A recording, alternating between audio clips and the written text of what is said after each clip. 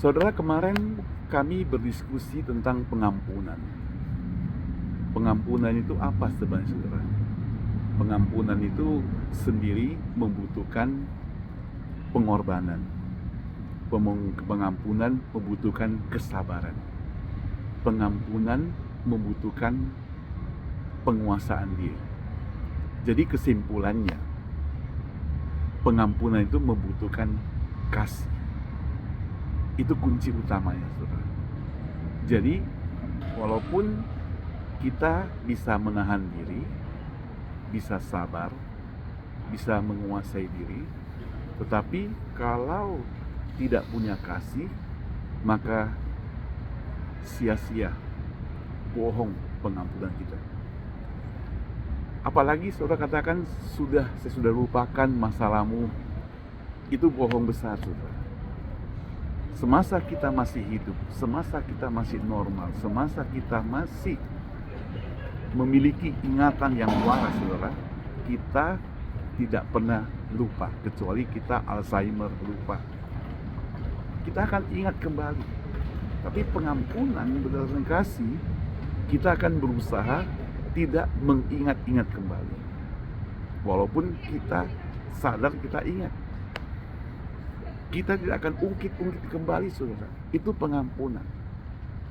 Saudara bayangkan, pengampunan itu tidak gampang. Saya melihat kasus yang ada di dalam Alkitab.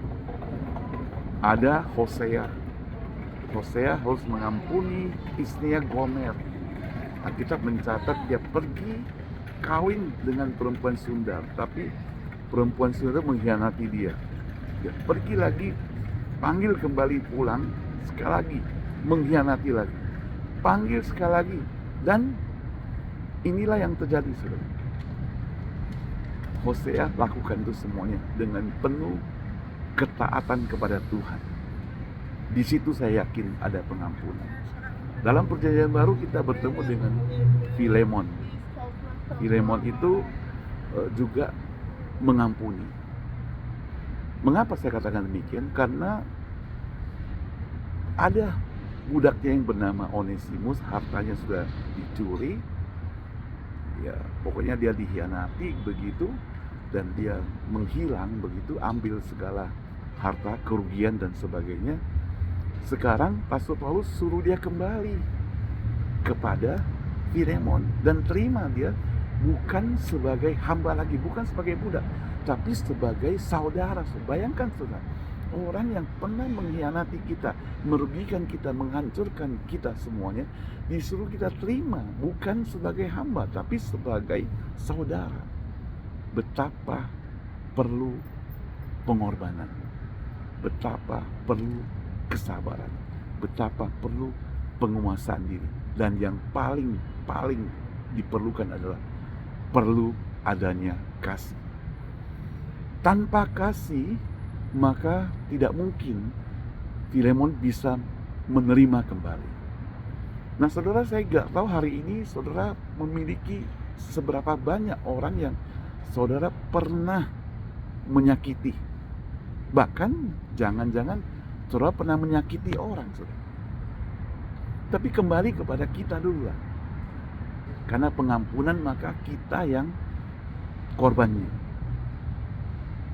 Apa yang kita lakukan? Apakah kita menyimpan benci? Apakah menyimpan kemarahan? Saudara, rugi besar kalau kita tetap menyimpan kemarahan. Rugi besar kalau kita menyimpan dendam. Kita harus memberikan pengampunan, karena dengan pengampunan kita ada damai. Kalau tetap menyimpan kemarahan, kita tidak ada damai, tidak ada sukacita, saudara. Hidup kita penuh dengan kemarahan, dendam. Banyak persoalan terjadi, emosi kita agak stabil. Tapi karena ada kasih, ada pengampunan yang sungguh-sungguh, dibarengan dengan kasih yang daripada Tuhan, maka pengampunan itu pun sempurna. Kita boleh menikmati sukacita, kita boleh menikmati kebahagiaan, kita boleh menikmati apa yang disebut suatu hati yang sungguh-sungguh memuliakan nama Tuhan. Apalagi orang melihatnya, mereka akan memuji kepada Tuhan. Terima kasih, Tuhan memberkati kita.